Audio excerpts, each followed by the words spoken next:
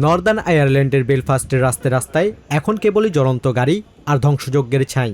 গত সোমবার রাতে এক ব্যক্তির ওপর নৃশংস ছুরিকাঘাতের একটি ভিডিও সামাজিক মাধ্যমে ভাইরাল হওয়ার পর মঙ্গলবার রাতভর সেখানে তুমুল তাণ্ডব চালায় অভিবাসী বিরোধী বিক্ষোভকারীরা।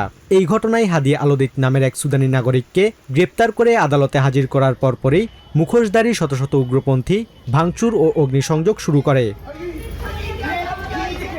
দাঙ্গাকারীরা মূলত বিভিন্ন দেশ থেকে আসা অভিবাসীদের লক্ষ্য করে এই হামলা চালায়।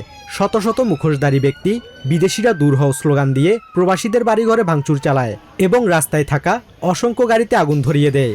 প্রাণ ভয়ে অনেক পরিবার নিজেদের ঘরবাড়ি ছেড়ে পালাতে বাধ্য হয়। Terrifying, I was with my dog at the house, so I had to escape through the back door. Whenever my dog, my neighbor's dog was trapped in the house, so they were also trying to break into their house to get the dog. But I was lucky enough that my friends live nearby, so they let me crash for the night. এই ঘটনার পর Northern Ireland বিষয়ক মন্ত্রী Hillary when কড়া বার্তা দিয়েছেন। তিনি জানিয়েছেন রাস্তায় শৃঙ্খলা ফেরাতে এবং উগ্রপন্থীদের দমন করতে আরো 200 অতিরিক্ত পুলিশ মোতায়েন করা হচ্ছে।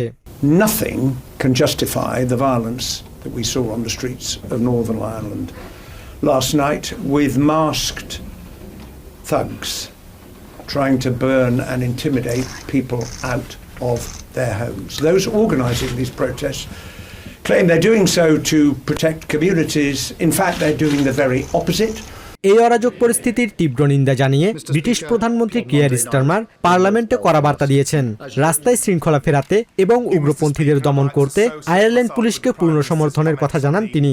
We are united in calling for calm and determined to restore order, support the police and all those on the front line, and ensure that justice is done. বেলফাস্টের মিথোডিস্ট মিশনের পক্ষ থেকে এই সহিংসতাকে অরাজকতা বলে উল্লেখ করা হয়েছে।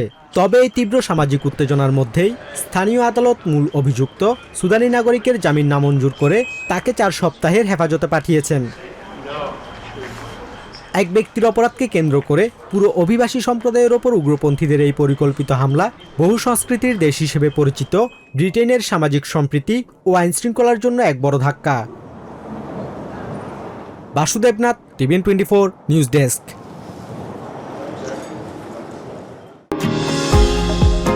নিউ ইয়র্ক থেকে সম্প্রচারিত টিভিএন 24 টেলিভিশন বিশ্বজুড়ে বাঙালির কণ্ঠস্বর।